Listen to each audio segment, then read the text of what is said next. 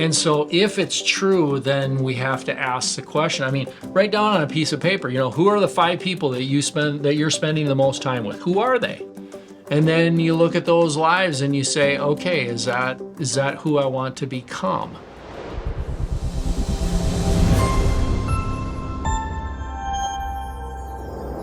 How do we guard our heart? Give me some ideas. How would you say that, how have you guarded your heart?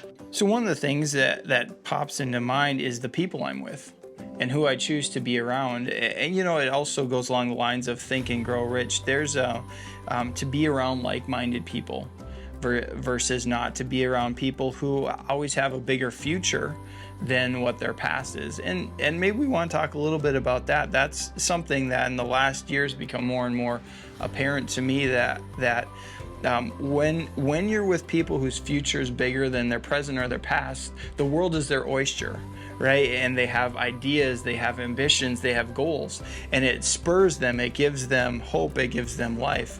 But when you're with people who are like, I was great in high school. I loved it. I was in the peak physical condition of my life, and I was captain of this, or I did this, or they talk about their past experiences. That doesn't inspire me. I leave the conversation going, well, okay, I don't feel inspired. I don't necessarily feel better about myself. It doesn't make me want to be a better person by any means.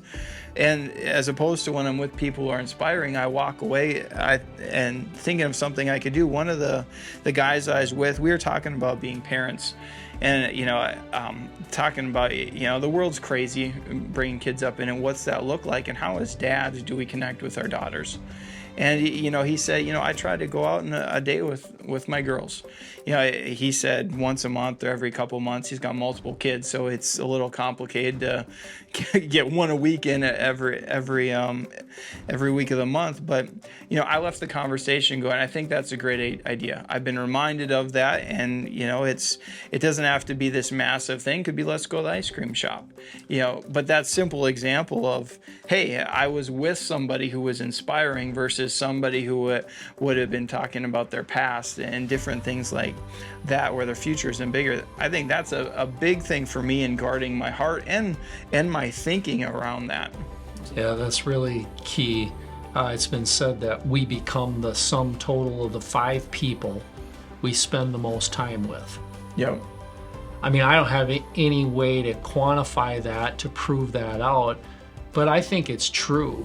Oh, yeah. And so if it's true, then we have to ask the question. I mean, write down on a piece of paper, who are the 5 people that you're spending the most time with? Who are they? And then you look at those lives and you say, okay, is that who I want to become? And man, that's a big question. Well, it's hard, let's be honest, to find those people. It's a challenge. I don't find them on Facebook. Right. I don't find them on Instagram. I gotta shut those things off, and I gotta to go to a different place, right, to a different source, which like I said, it's complicated. One of the things we've done, we're a part of Strategic Coach. It's a great organization that pairs successful entrepreneurs together, and we get in these rooms with these guys that are inspiring. That's so beneficial, but it costs us something. Right. It costs us a bunch of money. It costs us time. It costs us flying there. It costs us to be intentionality. And I mean, one of the sessions, we learned one word that changed our life, right? It pairs perfectly with thinking and who you're around and being inspired by the people you're with. Hi, I'm Jeff Houston, one of the owners at 3D Money. Thank you for watching through to the end of this video. It's an honor to help you navigate your journey to gain financial wisdom. Consider subscribing to this channel because you won't want to miss any of the upcoming topics we have coming your way. Or you can head over to 3dmoney.com. Again, thanks for watching.